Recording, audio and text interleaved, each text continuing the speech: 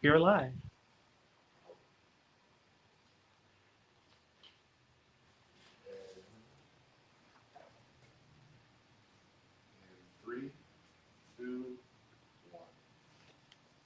Hi, hello. Hi, everybody. How are you guys doing out there? My name is Joe Black, and welcome to LGBT Detroit Live. This is the show where we literally just get to sit back and chill and talk about whatever the day brings, what's happening in the movement, some pop culture, trivia, things that are going on. So I don't know if you got a chance to see what today's topic is, but I want I want to set the stage because oh, where do we go? Oh, okay, yeah, sorry. So I want to set the stage because over this past weekend, I believe it was Atlanta Global Pride or Black Atlanta Pride happened, and I saw a bunch of beautiful people with that brown skin, that melanin popping. It was just, a beautiful sight to see. I saw a lot of parties. I saw a lot of Black joy on my feed all weekend over the Labor Day weekend because of Black Atlanta Pride. However, what I didn't see kind of made me wonder something a little bit deeper than just, was the party lit or not. I kind of wanted to see, like, in addition to all the beautiful people doing beautiful things and enjoying themselves and having a good time down in Atlanta, I wanted to see, was there anything, I don't know, else going on as it pertains to, like, maybe just on the protest side of Black Pride, or sorry, not Black Pride, but Black Pride as well, but Gay Pride. I wanted to know, is Pride still a protest? Like, I was asking this because as I watched all these people dancing and having a wonderful time, I started trying to look for other different events, events that might have politicians or might teach people how to do feats of mutual aid to where we can help other people in the community who might not be as advantaged as the people who flew from out of state to come in to go and party. I just wanted to find out, was there anything other than the party at Atlanta Gay Black Pride? And I wanted to open this space up to see if maybe I just did not do a good search myself, because I just wanted to put that question out there to find out, are there people out there who are still doing the protest part of a pride celebration? Now, before we get into that topic heavy, though, I wanted to just thank LGBT Detroit for allowing us this beautiful space, all of this beautiful equipment to come out here and talk to you. So before we get into that topic, let me just ask you, what do you guys want to talk about? What has been on your feed and on your mind for this week? Let's see. Do we have any comments? Show on stage. Okay. Okay. It doesn't look like we have any comments. So let me actually just highlight a commenter from last week, something that we got from last week. This comment came from the topic that we had yesterday. The episode question from yesterday was, how did you feel about the recent news on Jussie Smollett or Lil Nas X and the mental state of the Black LGBT celebrities? And Miss, okay, so I have somebody, Bennett E. Dolson Beard. They said, I'm not sure if Jussie is telling the truth or not. However, everyone deserves a second chance. His movie, The Lost Holiday, is an excellent movie about our love. Please support the movie. So I want to thank you for that comment that you left yesterday. I'm actually going to go and check that out. I have not seen it at a movie theater, so I wonder if it's on like either Netflix, Amazon Prime. I wonder what streaming service it is on, because I'm going to go and check that out. I definitely, after watching the documentary, it changed my mind on how that progression of events went. But yeah. Oh, here, I see we just popped it up. There we go. So yeah, Bennett, I am definitely going to check that movie out. So thank you for your comment and your suggestion. But after that, we're going to move on to the topic at hand. Is Pride still a protest? I know here at LGBT Detroit, we actually organize a Black Queer Pride like week of events. And when we try to organize our Black Pride events here, we do incorporate the party aspect of Black Pride. That is always there. We are going to have fun, turn up, alcohol flowing. There might be a stripper or two, but we also make sure that we have the candidate forum so that we can talk to the people who are going to be in these offices that are going to hold so much power and control over the things that happen in our lives. So we try to have that space available so that if you have a issue of, I don't know, healthcare, or if you have an issue of over policing or something of that nature, something that can only be handled by a elected official, you have that opportunity to come and talk to said elected official and say, hey, this needs to change, this is why, and have your say. With that being said, I wanted to see that in some, like, anybody's post that I saw this weekend having a wonderful time. Like, I wanted to see, was there any type of thing to where people were organizing saying, okay, this is how we are going to fight this political policy, or this is how we're going to organize. If this comes down the woodwork, then we will do this. I didn't see any of that. I didn't even see so much as a, hey, these are your candidates for Atlanta city mayor or whatever. I like city council. I didn't even see like politicians showing up at the events just to say, hey, vote for me. So I just want to ask, what is the consequences of Pride being a big party only and not being a protest anymore? I was going to jump on the stage real quick, Joe. So I was going to add, I think another big way of looking at this is that, like, Pride over the past, I don't know, couple of few decades now, but especially recently, has become driven by corporate sponsors, right? Mm-hmm. So it becomes a thing too, where, especially now in the current political state that we're in, um, a lot of pride organizers are trying to figure out how they're going to still get funding. Um, but it's like you're trying to get funding for corporate sponsors who are easily swayed or sometimes fearful about, more radical, political thoughts or ideas. Uh, so I'm kind of curious too, or at least how I feel is that, in the need of us having funding to do these pride events, do we sacrifice our freedom of voice because we want to satisfy our corporate sponsors, who now, because of the stripping away of DEI and all of that, I mean, we saw what Target did. Target was supposed to be this big, like, oh, we love the gays, and they were Hi, like, gay. "Hi, gay," Yes. and now they're like, to the back. So it's kind of like that double-edged sword, where we want the funding to do these elaborate pride events, but how do we also keep our morals? So I don't know if you want to kind of tap into that, or anybody who's watching wants to kind of tap into that a little bit.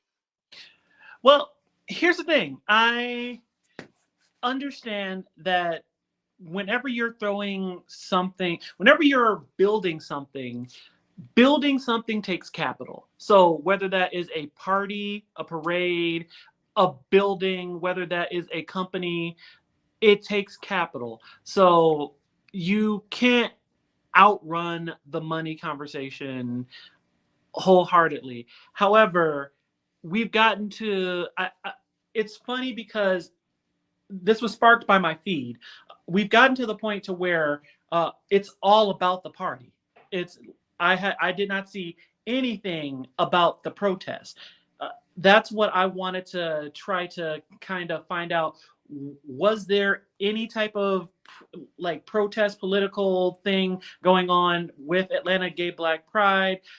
Was that even a issue? Was that even brought up there? Because like I said, the parties that I saw were amazing. I wanted to go. I was jealous. I was just like, I wanted to go start twerking in somebody's couch at somebody's club. However, with all of the stuff that we see is coming down the pipeline, there's a lot of things that the government is doing, that, you know, ways certain people are moving, that like we know that certain consequences are going to end up hitting Black people overall, but especially Black queer people, like hard.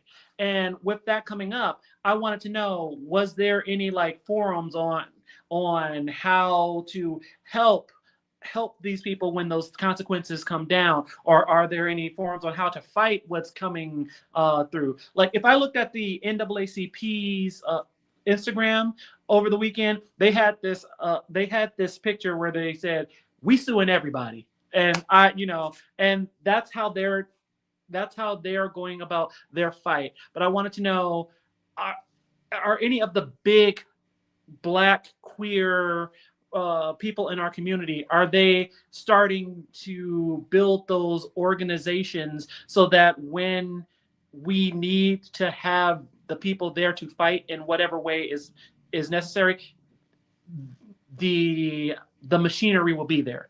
Like, that's what I was asking. So we got a comment on Instagram Live, and that comment states that I guess is related to Atlanta Black Pride. They shared at Piedmont Park. The speakers touched base on a lot of different issues, and this is from Miss Bankster. So I'm assuming it's someone who went to Atlanta Black Pride this year. I'm assuming, like, you know, if you ever go to Atlanta Black Pride, Piedmont Park is kind of like the equivalent if you're going to Pride or Black Pride in Detroit. It's like going to Palmer Park. And they have various entertainers and speakers out on stage. And what they're sharing is that there were people on stage talking about a bunch of different issues. I'm assuming social, political issues, health issues. So there is a conversation. I think also too is that, so again, even with you, Joe, sharing that you haven't seen anything, we know because we do a lot of Pride based work, is that you have a lot of folks who are at Pride who are advocating for our rights, who are still utilizing this platform as a right to fight for us, but it doesn't get a lot of mainstream attention because that's not typically hot and sexy, you know. I think that also kind of pulls into the fact that a lot of folks in our community are kind of like fatigued.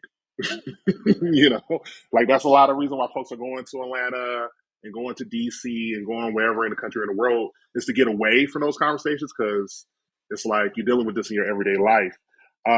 So I think that's another part of it, that people are, you know, at Atlanta Black Pride, at DC Pride, they're probably speaking on all the stuff that we're talking about. But is it really getting through to the people, and is it getting really a mainstream platform? And it's like, if that's not happening, what can we do to kind of like amplify that, I guess? But thank you for the comment. Yes. Thank you. Yes. Thank you very much for that comment. Yeah. Okay. So you're correct. It might not be getting in my feed because it's mainstream. And maybe I have to do some work on my algorithm and start looking at more Black queer creatives, because I know that there was just a controversy that about certain Black creators who are politically minded. There was like a hit piece that was done on a bunch of different Black creators. Like, I don't know if you know this creator, Booker Square. Oh, hey Tiffany, how you doing? Uh, there was a article done on a bunch of Black politically conscious creators that said that they were receiving dark money from a certain group, which I happen to also listen to a couple of different politically minded podcasts like the Native Land Pod and stuff like that. And Booker, I know that Booker Squared, she came on that podcast and explained everything that was going on in the hit piece and why, a couple of the claims that were made was untrue. But it's interesting because I see that in the Black community, writ large, that they're starting to form organizations and networks for resistance and mutual aid and things of that nature. But when it comes to the Black queer community, the ones that I've experienced, at least here in Detroit, let me just speak from my own experience. I haven't been able to find the people who are doing this or doing that or organizing the next protest or organizing the next hey food drive for the less fortunate or whatever the community help is. I've been having trouble trying to find those people who are building those blocks because, like I said, when everything falls down from the government that is currently on its way, it's going to hit us so hard. So I like there should be systems in place to help either fight back or kind of resist a lot of that BS. And I'm not seeing it. And I want to know with all of that in tow, we're out with our rainbow flags and we're like, hey, we're having fun, but where's the organization to get all of that stuff together in one place so somebody can join the resistance? I feel like we're Star Wars, the Empire is winning, Anakin had already killed all the younglings, and now we just need we need the resistance. The resistance needs to where is it? Yeah, I think so. Like one of the reasons why we're doing LGBT Detroit Live in this type of format is that we're trying to engage kind of like with the current state of like how we receive information. And a lot of that now is coming from not just social media, but it's coming from like social media influencers on TikTok and on Instagram Live and all of that. And I think that plays an important part because for the folks who've been doing this work, for like us, who've been, organizing and doing prides and trying to do the advocacy part of things.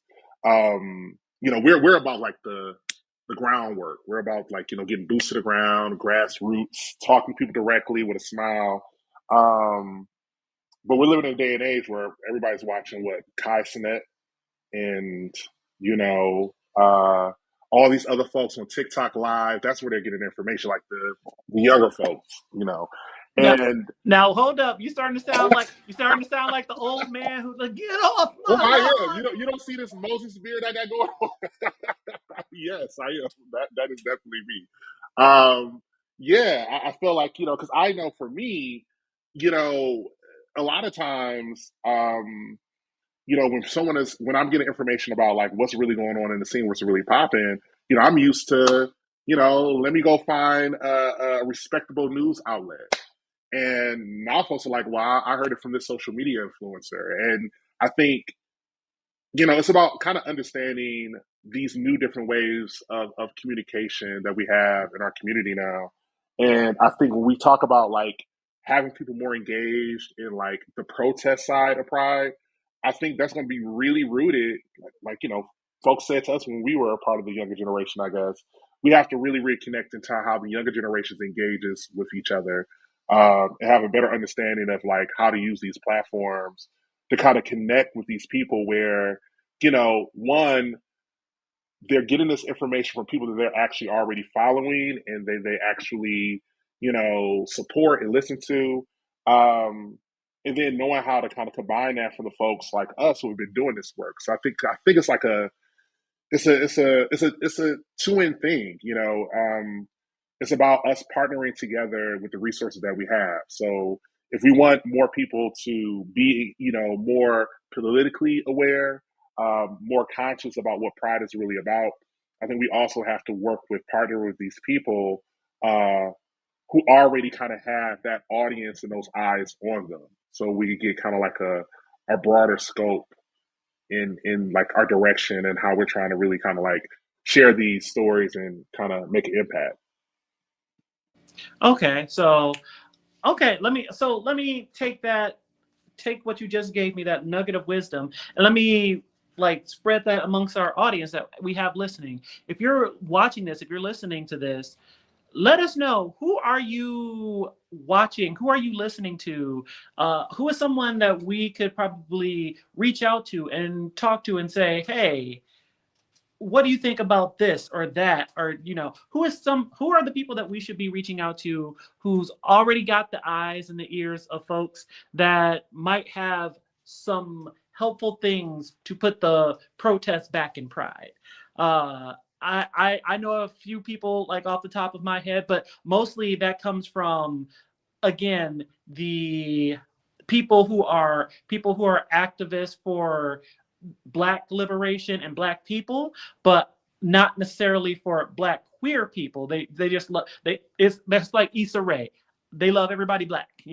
But I'm wondering, who are the people that I should be looking at for different ways to spread information of how to help protect those who need to be protected, or fight the things that are currently harming folks right now.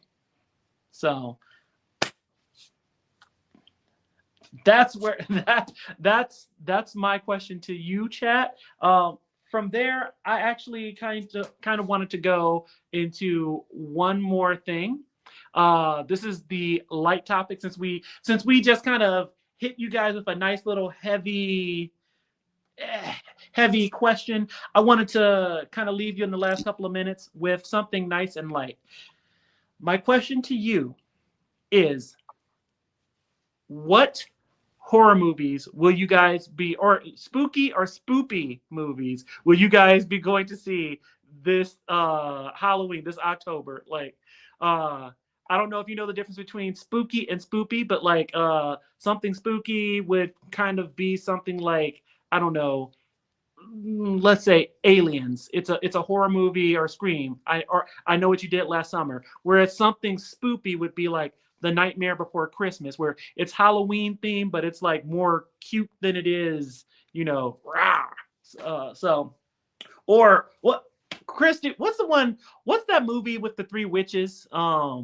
Where Focus, focus. yes, thank you. Are you sure you're a homosexual?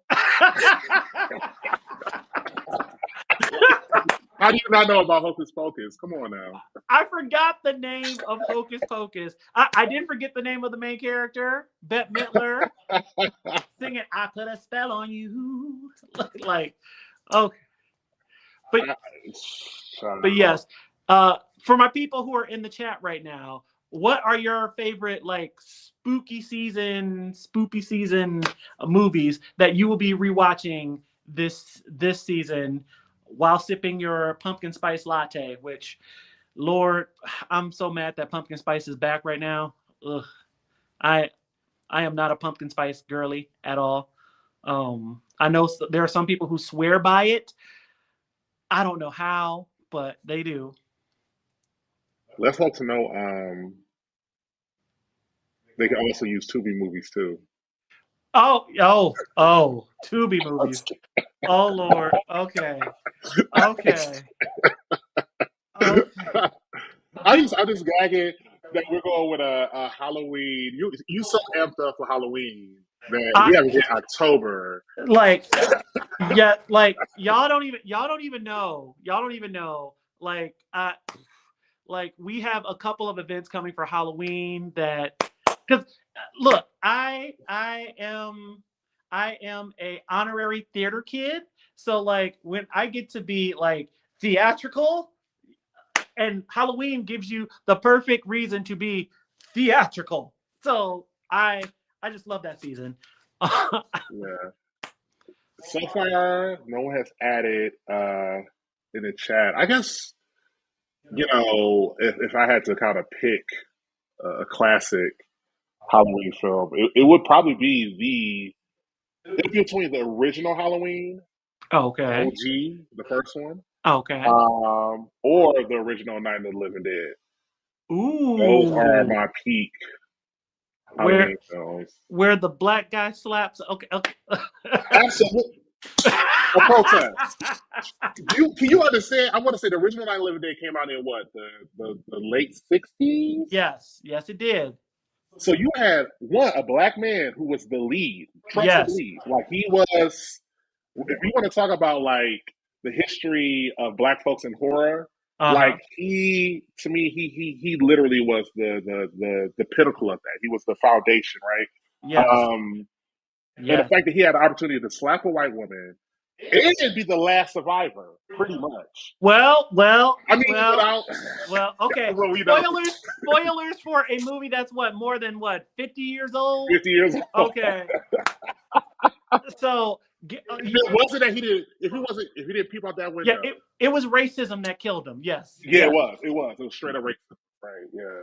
Yep. Not the I zombies. want to, The zombies didn't get him. It was the racism that did which it. was social commentary right there, you know. Yes.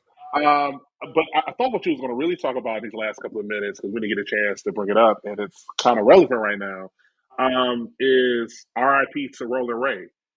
Oh, okay. I'm gonna let you take the lead for Roland Ray, because you had to let me know about Roland Ray. Yeah, I did not know about Roland Ray's legacy Yeah. until you informed me. So, please let people know. Yeah, I'll keep it short. If we want to talk about social media groundbreakers and influencers, Roland Ray was that. Roland Ray kind of went big, going viral multiple times. Before a Shamar, before a lot of these folks who now have reality shows on Zeus Network, Roland Ray was one of the OGs. They use she/her pronouns. Um, they had a disability, but they never allowed that disability to hold them back for being their fullest true selves. They were friends with Beyonce. Nobody's going to take that away. That is true. That is true. That alone is enough to build a resume on. Beyonce knew who Roland Ray was. But yeah, Roland Ray was someone that I think kind of made waves in a lot of ways as being someone black and and part of the LGBT community.